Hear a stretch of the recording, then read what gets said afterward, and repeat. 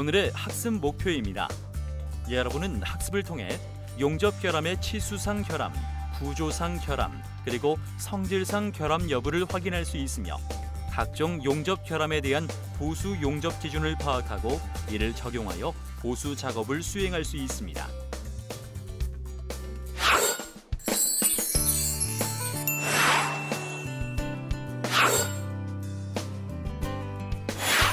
가스 텅스텐 아크 용접.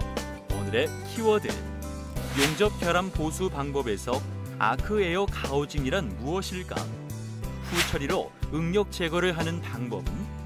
보수 완료를 확인하는 비파괴 검사는 무엇일까? 이 모든 내용을 지금 바로 확인해 봅니다.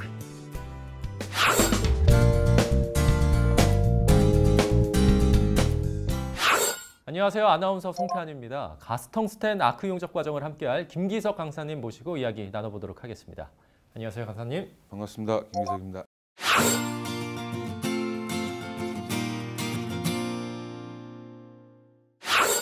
이번에는요, 용접 결함 보수에 대해 알아볼까 하는데요.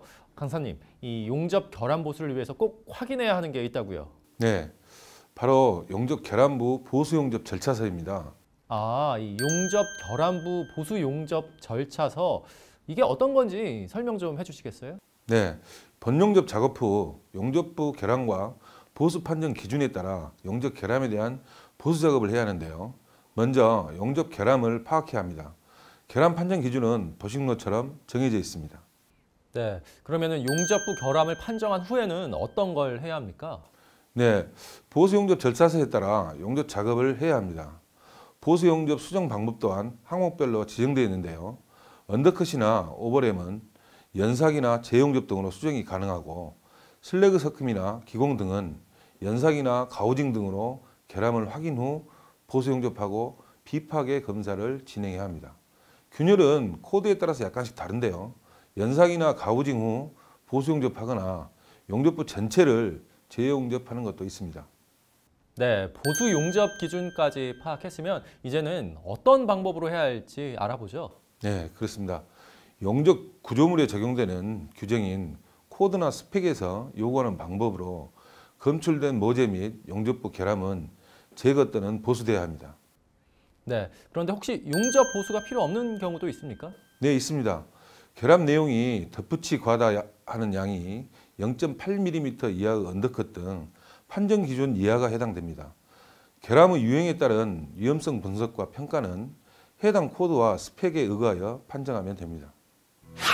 용접 보수가 필요 없는 경우 다음과 같이 조치를 취합니다. 먼저 모재의 규정 최소 두께 이상을 유지하면서 결함을 제거할 수 있는 표면 결함부에 적용합니다. 그리고 그라인딩이나 기계 가공으로 완전히 제거한 후 결함이 제거된 낮은 부위는 주위 표면과 평활하게 합니다. 결함 제거 여부 또는 지시 결함이 허용 범위 내에 있는지 확인하기 위하여 자기 탐상 또는 침투 탐상 비파괴 검사를 실시합니다.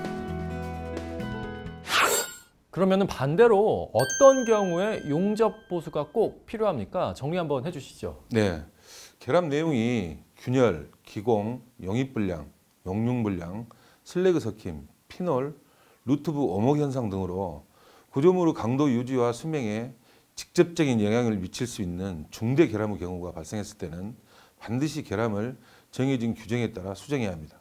강사님, 이 보수 용접 방법 중에 구체적으로 어떤 것들이 있는지 소개해 주실까요? 네, 아크에어 가우징이라는 것이 있는데요. 탄소 전극봉으로 모재나 용접물에 아크를 발생시키고 이때 고압의 공기를 불면 공기 중에 산소가 용융된 금속을 산화시켜 불어내는 것으로 구멍 확장, 절단, 홈파기, 비리 제거 등 여러 가지 형상에 따른 사용 용도가 다양합니다. 가우징 절단면이 깨끗하면 재용접 시 용착이 잘 되고 중공업, 조선, 건설 분야에서 널리 사용되는 특징이 있습니다. 네, 그러면은 아크에어 가우징은 어떤 장점이 있습니까? 네, 아크에어 가우징의 장점은 먼저 작업 능률이 높고 장비가 간단하며 작업 방법이 용이합니다. 또 스테인리스강, 알루미늄, 동화금 등 응용 범위가 넓고요. 보수 용접에서 결함 부위 제거가 탁월합니다. 홈파기, 구멍 뚫기, 절단 등 작업이 가능하고 모재의 고온균열과 재질의 변화가 거의 없다는 것이고 절단 속도가 빠르며 절단면이 깨끗하는 것 등 여러 가지 장점이 있습니다. 네, 이 용접부에 대한 후처리가 필요할 때는 어떻게 수행하는 것이 좋을까요? 네, 용접 후 필요에 따라 후열, 잔류 응력 완화, 변형 제거, 결함 보수, 용접 후 가공, 열 처리, 검사 등 여러 가지 작업을 해야 합니다. 후열의 경우는 용접 후 즉시 용접부를 열로서 냉각 속도를 늦추어 경도를 증가시켜주는 동시에 수소 방출을 돕습니다. 또한 열처리성 알루미늄 합금이나 스테인리스성 등에서 재질을 개선하기 위해 용접 후 재열 처리를 하는 경우도 있습니다. 강사님, 그 밖에 잔류 응력을 제거하는 방법에는 또 어떤 것들이 있을까요? 네, 저온응력 완화법과 기계적 응력 완화법, 피닝법 등이 있는데요. 저온응력 완화법은 용접선 양측을 일정 속도로 이동하는 가스불꽃에 의하여 납이 약 150mm를 50에서 200도씨로 가열한 다음 곧 순행하는 방법으로서 주로 용접선 방향의 응력을 완화시키는 방법입니다. 기계적 응력 완화법은 잔류 응력이 있는 제품에 하중을 주고 용접부를 약간의 소송 변형시킨 다음 하중을 제거하는 방법입니다. 피닝법은 끝이 구면인 특수한 피닝 해머로 용접부를 연속적으로 때려 용접 표면상에 소송 변형을 주는 방법으로 용접 금속부 인장 응력을 완화시키는 데 큰 효과가 있습니다. 네, 잘 들었습니다. 그러면 여기서 이 용접 결함 보수 작업을 현장에서는 어떻게 수행하는지 화면 통해서 알아보도록 하겠습니다. 화면 보시죠.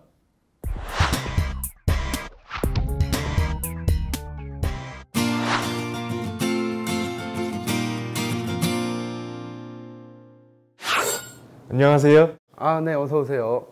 자, 오늘은 우리가 용접 결함을 보수하는 것에 대해서 한번 해보려고 하거든요.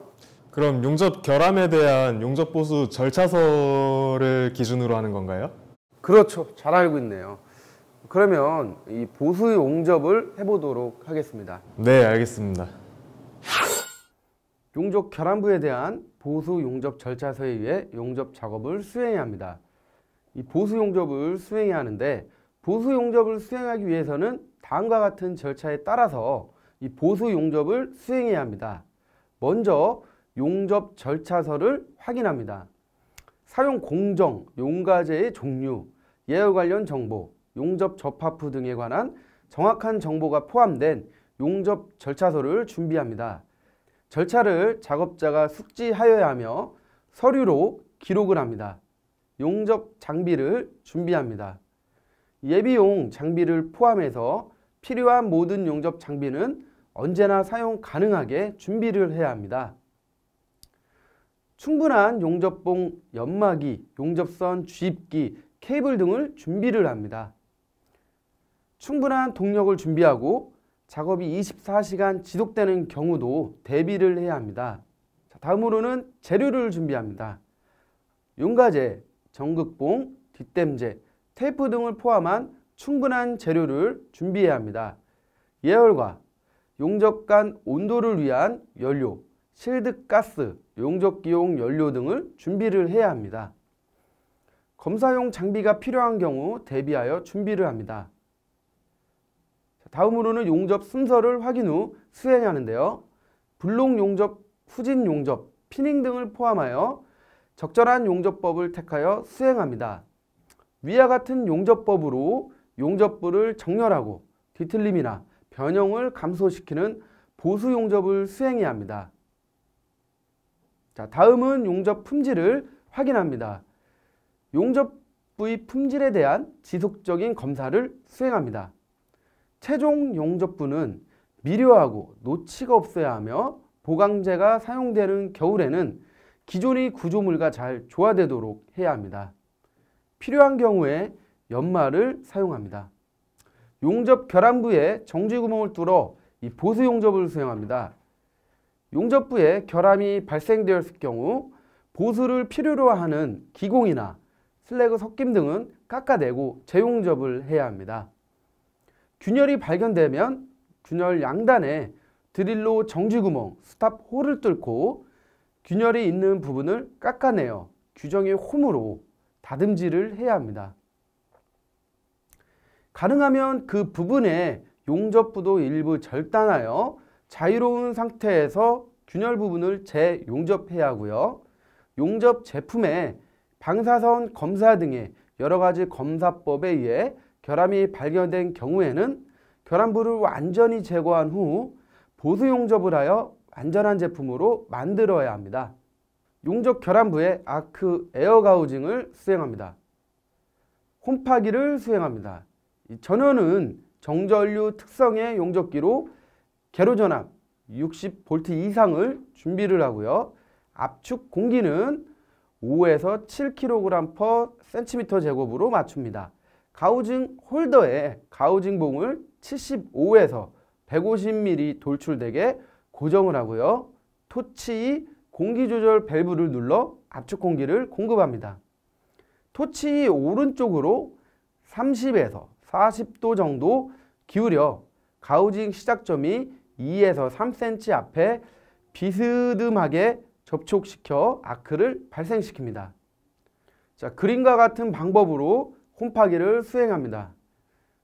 이때 이 진행 속도는 0.6 m/min으로 유지를 하고요. 가공 홈이 넓이는 사용 가우징봉 지름보다 약 3에서 4mm 넓어집니다. 절단을 수행하는데요. 가우징봉을 90도로 세워서 끝부분을 좌우로 운봉하면서 진행합니다. 진행 속도는 0.5에서 2m/min으로 유지를 합니다. 구멍 뚫기를 수행합니다. 가우징봉과 모재의 각도를 90도로 유지를 하고요. 모재 속으로 봉을 좌우로 돌리면서 밀어 넣습니다. 모재 두께 10mm 이하는 하향으로 작업을 하고요. 10mm 이상은 세워서 작업을 해야 합니다. 가우징봉 지름보다 3에서 4mm 크게 구멍이 뚫립니다. 용접부 후처리 작업을 수행합니다. 이 변형을 교정합니다.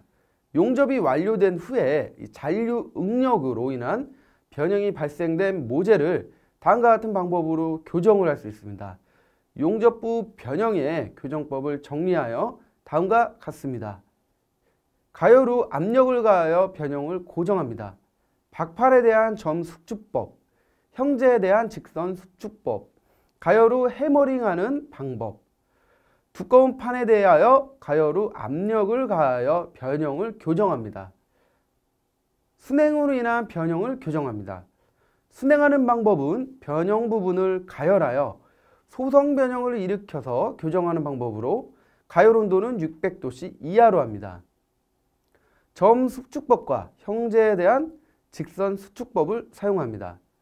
박판에 대한 점 수축법과 형제에 대한 직선 수축법은 가열 때 발생되는 열응력을 이용하여 소성 변형을 일으킵니다.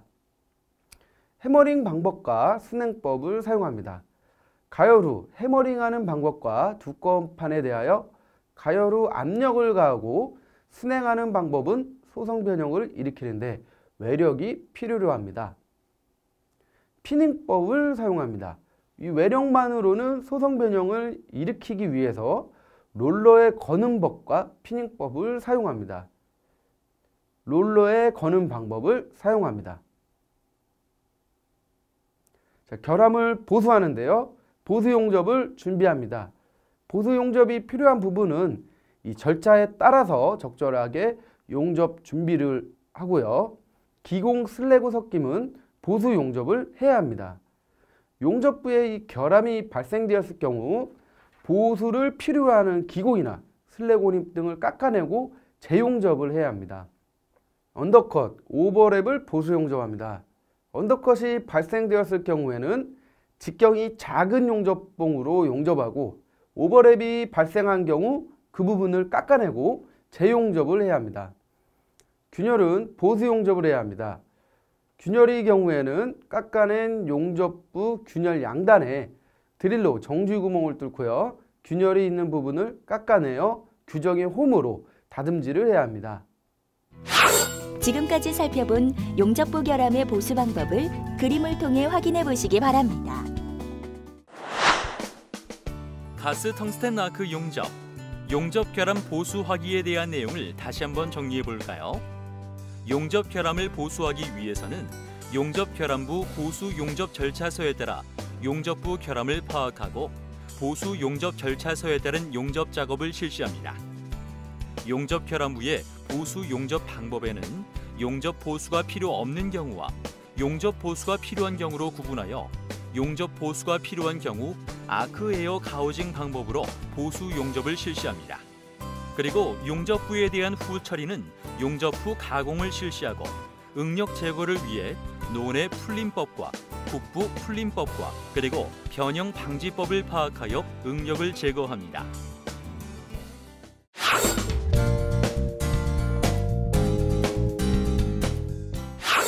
네, 용접 결함 보수에 대한 내용으로 함께 하고 있는데요. 강사님, 용접 결함 보수에 있어서 꼭 알아야 하는 것이 바로 비파괴 검사법 이론인데 이건 어떤 이론인 거죠, 정확하게?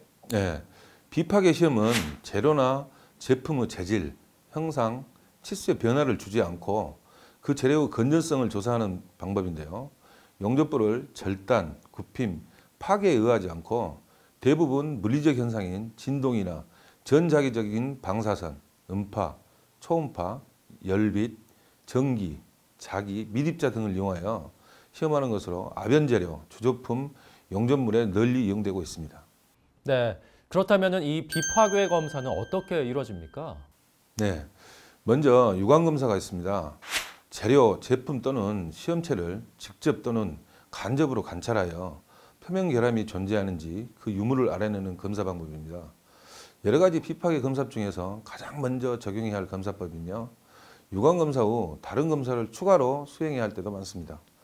좀 더 넓은 의미에서 유관검사를 정의하면 재료, 제품 또는 구조물이 제작 사양, 도면, 설계 사양, 규격 등에 적합한지 허용 한도 내에 포함되는지 여부를 결정하는 검사 방법입니다. 유관검사의 사용 목적은 몇 가지가 있는데요. 먼저 제품 생산에 사용될 재료, 생산 제품, 구조물 등의 설계, 제작, 가공, 사양에 맞게 생산 또는 제작, 가공 상태를 검사할 때 사용됩니다. 또 상기 품목들이 사용 전 또는 사용 중에 검사하여 앞으로의 사용에 지장을 초래하거나 초래할 가능성이 있는 결함의 유무를 찾아낼 때 사용합니다. 그리고 제품 또는 구조물이 파괴 또는 파손되어 그 원인 분석이나 앞으로의 예방 대책을 세울 때도 사용합니다. 그러면은 유관 검사 외에 또 어떤 검사법들이 있죠?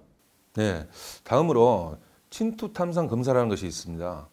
침투 작용을 기본으로 하여 시험체 표면에 개구에 있는 결함에 침투한 침투액을 흡출시켜 결함 지시 모양을 식별하는 방법입니다. 주로 용접부, 단접품 등의 비기공성 재료에 대한 표면 개구 결함을 검출하며 금속이나 비금속 등 거의 모든 재료에 적용이 가능하고요. 현장 적용이 용이합니다. 또한 제품의 크기 형상 등에 크게 제한을 받지 않는다는 특징이 있습니다. 네, 자기 탐상 검사라는 것도 있다고 들었는데 이 검사법도 좀 설명을 해주시죠. 네, 강자성체의 시험체를 교류 또는 직류로 좌화시키면 시험체 내에 자력선이 형성되는데요. 시험체의 표면 또는 표면 아래에 결함이 있는 경우 그 부위에서 자력선이 표면 위로 누설돼서 결함 주위에 국부적인 자장을 형성하게 됩니다. 이때 시험체에 자분을 뿌리면 누설 자장에 의해 자분이 결함 부위에 밀집되는 현상을 이용해서 결함의 존재 유무를 판단하는 검사 방법이 바로 자기 탐상 검사입니다. 이 검사로 표면 결함 및 표면에 가까운 내부 결함을 쉽게 찾아낼 수 있습니다. 특이사항은 탄소광과 같은 강자성 재료에만 적용이 가능하며 강자성체의 표층부에 존재하는 결함은 우수하게 검출된다는 점이 있습니다. 다음으로 초음파 탐상 검사도 간단하게 설명해 주시죠. 네, 고주파수 음파를 검사할 재질 내로 보내어 표면 및 내부 결함을 검출하는 방법입니다. 시험체에 탐촉차를 놓고 진동자에서 발생한 초음파 펄스를 시험체 중으로 진행시키는데요. 초음파 펄스 진행 방향에 결함이나 시험체의 저면이 있으면 반사한 초음파 펄스가 탐촉자로 되돌아가 수신됩니다. 이것이 표시기상에 펄스 신호로 표시되는 것을 관찰합니다. 즉 반사된 신호의 크기, 시험체의 밑바닥 신호로부터 위치 등으로 결함의 크기, 위치를 파악하는 것입니다.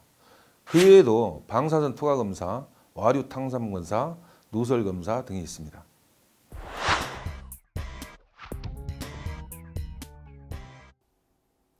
용접부 비파괴 검사에 의한 결함 보수 완료 여부를 확인합니다. 유관 검사를 합니다. 유관 검사는 재료, 제품 또는 구조물이 설계, 제작, 사양, 규격 등에 적합한지 허용 한도 이내에서 포함되는지 여부를 직접 또는 보조기구를 사용하는 간접적으로 관찰하여 제품 표면에 결함이 있는지 조사하는 검사 방법입니다. 침투 탐상 검사를 합니다. 검사의 기본 절차는 전처리, 침투 처리, 제거 처리, 현상 처리, 관찰, 후처리 6단계 처리 과정으로 실시를 합니다. 자분 탐상 검사를 합니다. 전처리를 합니다. 시험체에 높은 잔류 자석 밀도가 존재할 경우에는 탈자를 합니다. 시험면을 청소하여 유지, 도료, 녹 및 이 기타의 부착물을 제거합니다. 자화를 합니다. 필요한 자화기기를 갖추어 작업을 합니다. 시험면의 자화 상태가 적정하게 되도록 유의를 합니다. 자분을 적용합니다. 연속법일 경우 시험면 위에 검사액이 고임이나 흐름이 없어질 때까지 자화를 계속해줄 필요가 있으며 잔류법일 경우에는 반드시 자화를 끝내고 나서 검사액을 적용합니다. 시험체를 자화할 때부터 자분 적용을 끝낼 때까지 강자성체를 시험면에 접촉시키지 않도록 해야 합니다. 육안으로 탐상합니다. 사용한 자분이 비형광 자분인지 형광 자분인지에 따라 다릅니다. 자분 모양은 결함이 기인된 자분 모양과 의사 모양으로 구분됩니다. 자분 모양이 기록은 일반적으로 도면상에 스케치하고 결함이 존재하는 위치 및 크기를 명기합니다. 결함 잡은 모양을 사진 촬영이나 접착 테이프로 전사를 해 놓으면 형태가 확실해집니다.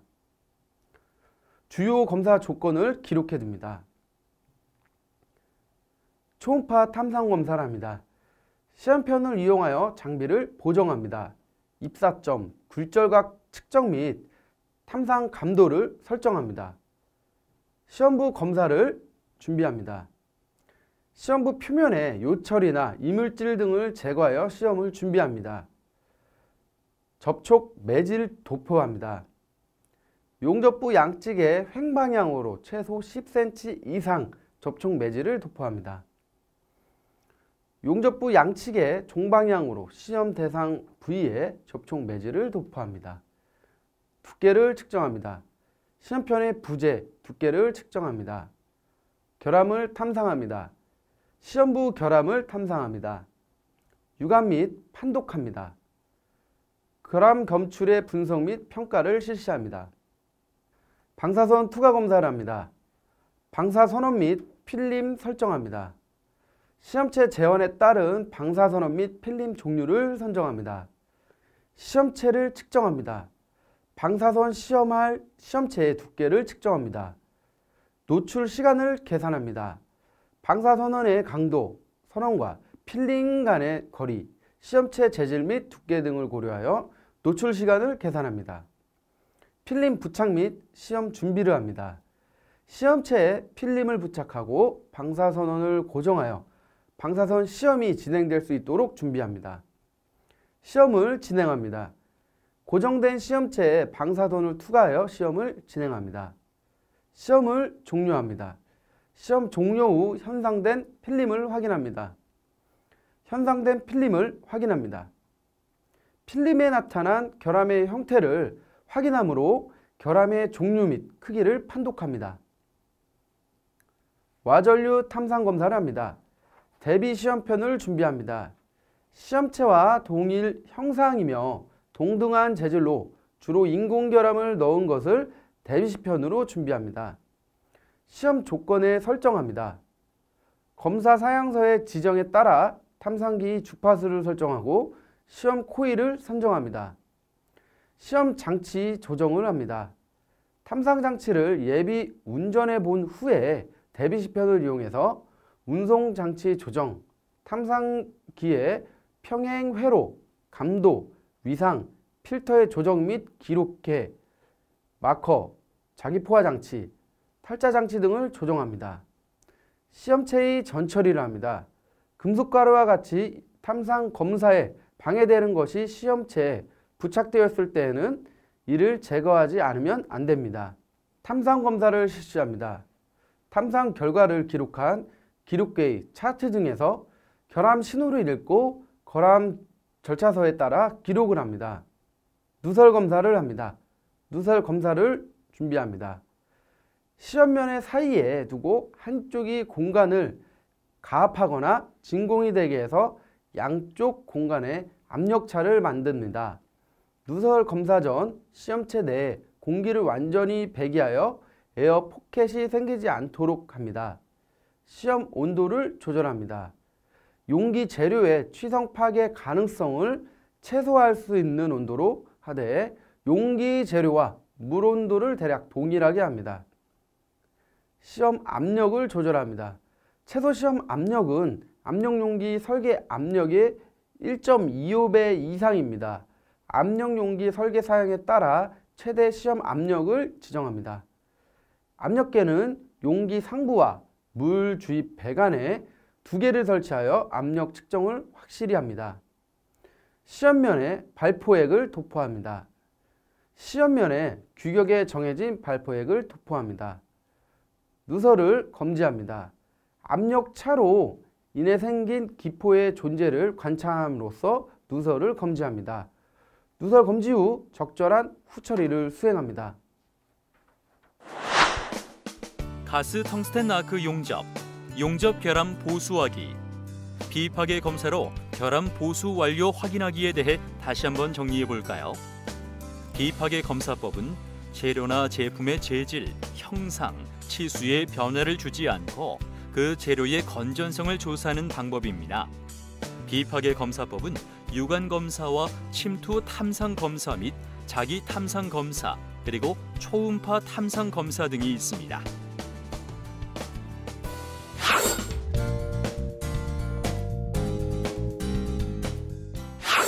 이 가스텅스텐 아크 용접 결함 보수에서는 주로 사용하는 게 결함부를 그라인더로 사상을 하거나 그라인더를 주로 많이 이용합니다. 이 그라인더는 고속으로 회전하기 때문에 안전상 주의를 해야 됩니다.